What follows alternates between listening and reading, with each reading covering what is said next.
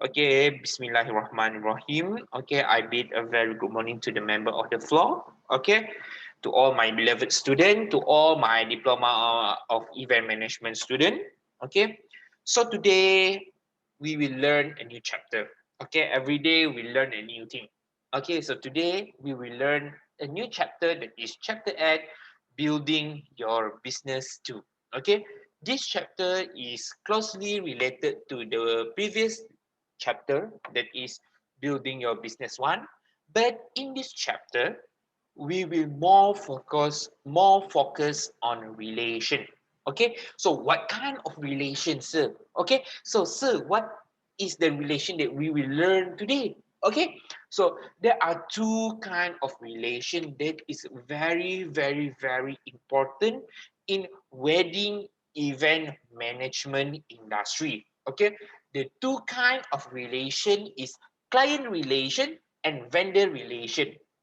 Okay, client relation is your customer, the one who will purchase your service, the one who will come to your office and they will say, do you offer a wedding planning service? That is your client. Okay, and number two is vendor relation. Okay, just like I said before in the previous class. Okay, event planning is not industry that you are stand alone. Okay, you have to rely to someone else. Okay, so who should you rely on? The vendor. Okay, yes, you may be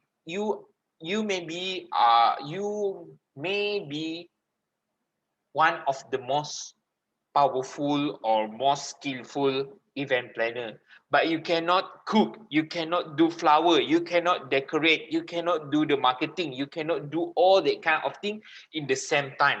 You have to rely to someone else. Okay, to cook, maybe you have to rely to someone else to do the flower, you have to rely to someone else to do the poster, you have to rely to someone else to do the printing. So all the someone else that you have to rely is known as vendor. Okay, so these two kind of relation is the relation that you have to protect, the relation that you have to build, the relation that you have to keep it close to you. Okay, so the first relation that we will learn today is client relation. The client relation is one of the most important relation that you have to build. Okay, so in order for you to build your business, okay, there must be some problem or some difficulty. Okay, so if you just start your business, okay, all kind of business, one of the most difficult thing that you have to face is attracting the first client. Okay, attracting the first client is the most difficult thing that you have to do when you want to start your business. Okay, and the second thing that you have to do is building the relation with the client. Okay, so why attracting the first client is the most important? Okay, the first reason why first client is very important is word of mouth marketing, one of the most powerful kind of marketing, and yet very cheap. You don't have to spend a lot of money in this word of mouth. Okay, the first client will become your benchmark. Okay, if you giving the best service to the first client, for sure your first client will promote your business to other people. Okay, but if something is not good, okay, you give a very bad or negative service to your first client, your relation with your other client after that will become worse and worse. That's why the first problem that you have to face is attracting your first client. Okay, so this chapter actually you will learn, okay, mostly about relation. Okay, in this subchapter that is client relation, you will learn what is element of securing a client, initial screening, client interview, follow-up communication, contract, compensation, evaluation, and many more. Okay, I will teach you step by step all this kind of thing. Okay, but some of it is very difficult, so I will simplify it for you. Okay, so first of the process when you want to build a relation with your client is initial screening. Okay, you have a lot if you are a customer. Okay, you have a lot of option. Okay, so when you want to do a meeting with your event planner, you have to do a call first. So initial screening is actually a call, a formal call from the customer or client to the potential event planner. Okay, they will not having one event planner only. They will have a lot of option of event planner. So this is mean by initial screening. Okay, it is wise to have a brief conversation over telephone with the potential client. Okay, your potential client will call you, okay, and ask you a lot of things about your service. Okay, this is the perfect time. This is the golden time for you to know the client. Okay, you want through this initial screening you will know the personality of the client. Okay, and you will also know that is this the client that you want to seek for, is this client you will have a lot of profit, you will gain a lot of profit from this client. And also during this initial screening, not only you who screen or research the client also do the same thing to you. Okay, the client will do a research and screening on you during the telephone. They will do, is it this event planner is suitable for me? Okay, is it this event planner is good enough? Is this event planner is skilled enough? Through initial screening. That's why initial screening is the very important first step. Okay, so after you have passed the initial screening, then you will do a meeting session. Okay, so what is the question that you have to ask during this initial screening? Okay, so this is a few, okay, an example of question that help to screen the potential client. Okay, first you have to ask the wedding date. This is very very important. Okay, because you are not only planning for the client, you also planning the event for other kind of client. So you have to make sure that, okay, your date, your client, your potential client date is not clash with the client that you have done event with you, okay, have booked you before. Okay, so you have to ask the wedding date, okay, so that the wedding date will not clash with each other. Okay, number two is the most important question that you have to ask is where you want your wedding ceremony to be held. Okay, where the client want to conduct the wedding ceremony. Okay, when you have the venue, okay, you can actually do a research about the overall cost. Okay, because the venue itself will dictate, okay, will ensure the overall cost, okay, and also all the decoration for the wedding planning. Okay, so that is for initial screening. Okay, second is the meeting session. Okay, during the meeting session we will do an interview with the client. It's not like a formal job interview. We just ask a lot of questions. Okay, asking a lot of questions also known as interview. Okay, this interview session is the perfect opportunity for you to know what is the couple want for her and his wedding day. Okay, what is the dream wedding, what is the thing that they want, what is their budget, all this kind of thing will be done during the client interview session. Okay, so this is the perfect chance for the event planner to ask a lot of questions in order to translate the couple dream of wedding planning wedding day into reality. Okay, so what is the tips during the couple interview? This is the few tips that you have to know. Okay, during this interview, do and don'ts. Okay, so during the interview, please, okay, this is the most important thing during the interview. Please allow the wedding couple to do the talking. Okay, because this is the dream wedding. This is not the event planner wedding dream. This is the couple dream. So all the talking things or all the talking activity must be done by the wedding couple.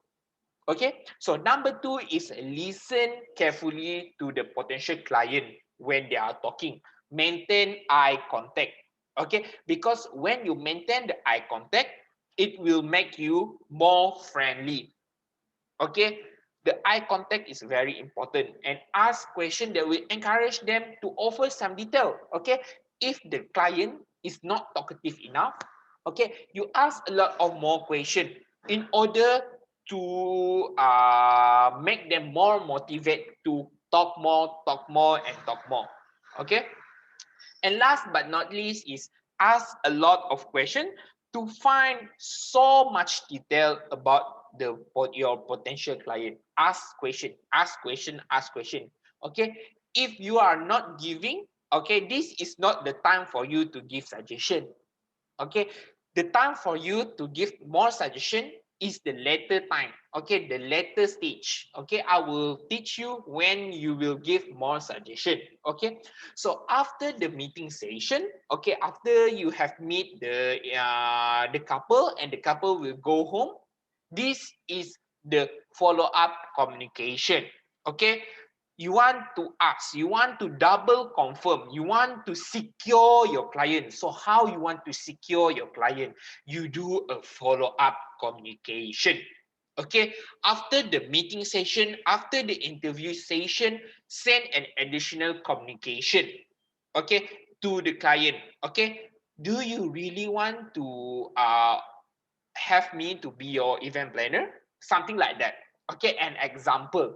Okay, so this additional communication, okay, will show the client what is the outcome from the meeting and interview session. Okay, and also you should highlight why and what is the reason the bride should hire you. Okay, you can do a follow-up session or follow-up communication through email, but a very good and very luxury kind of event planner will always give a gift, maybe some flower, maybe some present, something like that, and they will put card. Okay, that is a few example of follow-up communication. Okay, so last but not least, okay, you want to secure your client. So what should you do? A contract. Okay, a contract is just like a binding tools between you and your client. Without contract, there will be no formal relation between you and your client. Okay, so if a potential client ready, okay, after you have done your follow-up communication, they say that yes, you are my perfect event planner. So when the moment your client have commit to hiring you, then you will give out a contract. Okay, whether it is a virtual contract or a printed contract, but it is preferred to have a printed contract. Okay, so what is the importance of this wedding contract? Okay, it's set of obligation. Okay, set of obligation between the consultant and also the client. Okay, all kind of details, okay, will be written in the contract. Okay, so what is the element that important in the wedding contract? So there are 11. Okay, this is just an example of element in wedding contract. For example, is contract signing date, wedding date and time, rehearsal date and time, and many more. So you may read by yourself. Okay, but I want to emphasize number 10. Number 10. Okay, A force majeure clause. Okay, what is a force majeure clause? Okay, this is a very, very important clause. Okay, an act. Okay, so it is known also as act of God or beyond of your control. For example, during the wedding, suddenly a taufan, a thunderstorm come. Okay, and you cannot control the thunderstorm. Okay, because your customer asks you to do an outdoor kind of wedding. Okay, but you say that I cannot. What if there are some problem during the wedding? Okay, we cannot just rely on outdoor, but still your client want outdoor. Okay, by hook or by crook, I don't want indoor kind of wedding. I want outdoor kind of wedding. So you come out with this act that is a force majeure clause. Okay, if it is act of God, for example, disaster, okay, for example, thunderstorm, for example, snowstorm, for example, earthquake, something that you cannot control, okay, act of God, okay, so this contract will automatically not sah, okay, not really in a good manner anymore. Okay, so number 10 is the most important act. Okay, so compensation after you have done the contract, after you have signed the contract, so this is the moment where the client pay to you, maybe deposit or full payment. Okay, but you can ask for full payment or deposit, both is can.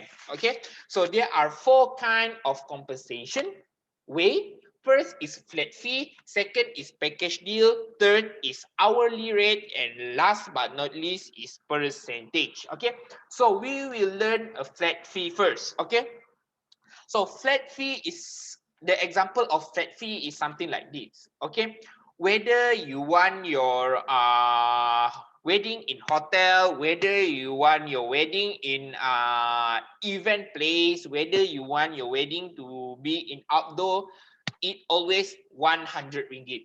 Okay, for example, if you go to Ninso, if you go to eco shop, all the item is 2 ringgit and 30 cent.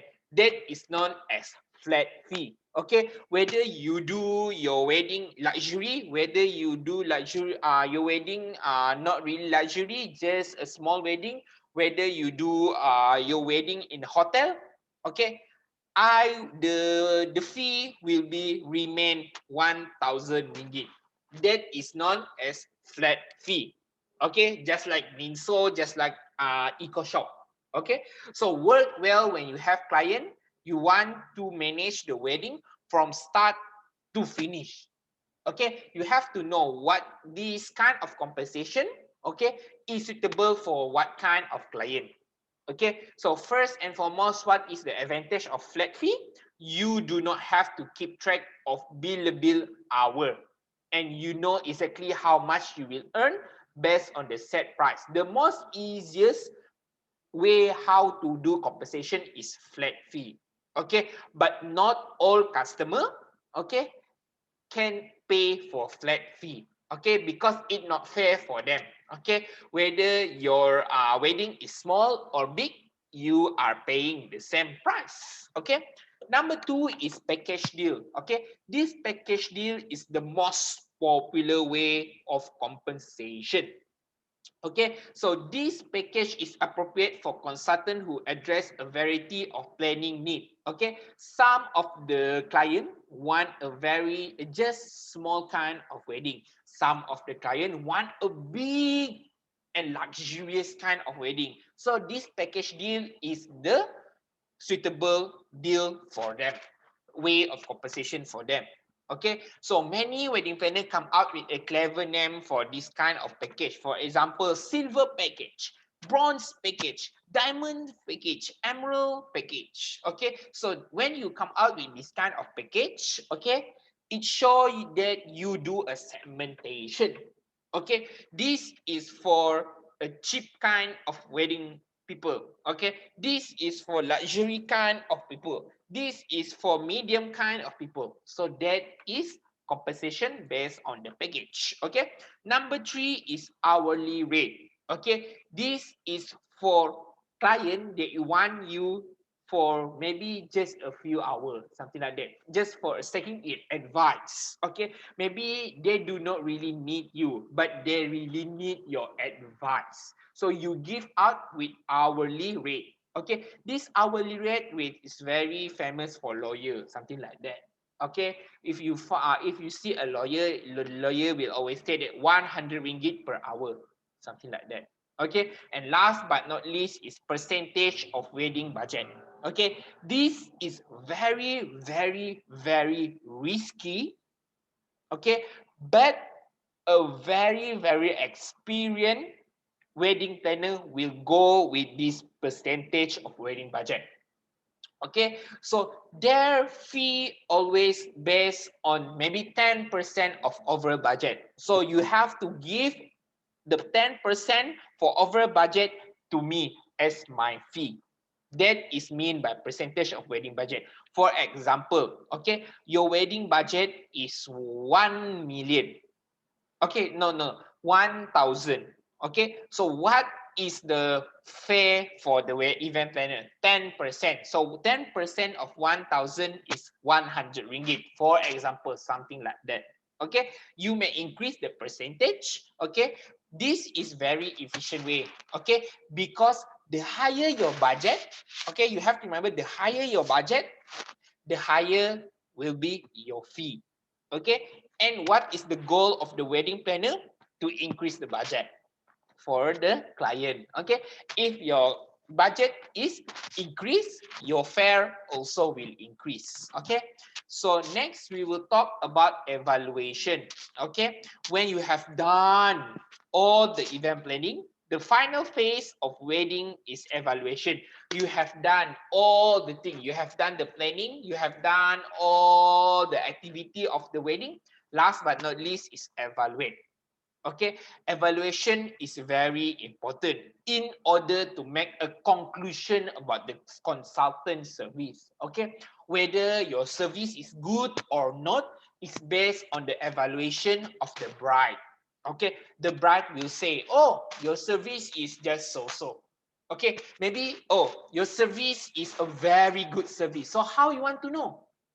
Evaluation. Okay, so there are 4 reasons why you should do an evaluation, why you have to conduct an evaluation. Okay, so first and foremost, okay, so feedback allow you to pinpoint area of success and the area that you need to improve. Okay, so if you found that this way is the success way, you can repeat it for another event. Okay, so if you found that, oh, this way is not good to do next time. Okay, so you know that you learn from the failure. You learn from your failed action. Okay, number 2, the information for evaluation provide and or you can highlight your advantage and also fit what is the advantages for your event. Okay, so next time when the people or customer found you and see you or meeting you, you can say that, oh, our main strength is our decoration, because you know that based on the evaluation, people puji, people say that, oh, people praise you, oh, your decoration is very good. So next time when you see the client say that, oh, what is your advantages? Okay, Swan event planner. So Swan say that, okay, my advantages is our decoration and our food. You cannot see and compare with other kind of event planner. Our food is the best. Okay, so through this evaluation, you know what is your strength, but and you also know what is your weaknesses. Okay, number 3 is constructive criticism will encourage you to make changes. Okay, maybe the bride said that, oh, actually you have to improve in your decoration. Okay, so, oh, you say that, oh, next time I can do a better decoration. Okay, it will prevent you to be a stagnant people, not changing people. So without evaluation, you never know what is your mistake. Okay, if you do not know what is your mistake, you will always do the mistake and never change. Okay, never change. When you never change, when there are no change, there are no result. Okay, and last but not least, change can lead to increased client satisfaction over time. Okay, because the changes may be good for you or may be bad for you, but we are expecting a good changes because a good changes will ensure the client satisfaction. Okay, so what is the thing that you have to evaluate? There are three things that you have to evaluate. First and foremost, the product that related to the good and services. You have to do a questionnaire. You have to ask the people, okay, how about my product? How about my decoration? How about my food? How about the overall way of the service? Okay. Number two, how is my work ethic? How is my work outcome? Do you really comfortable to work with me?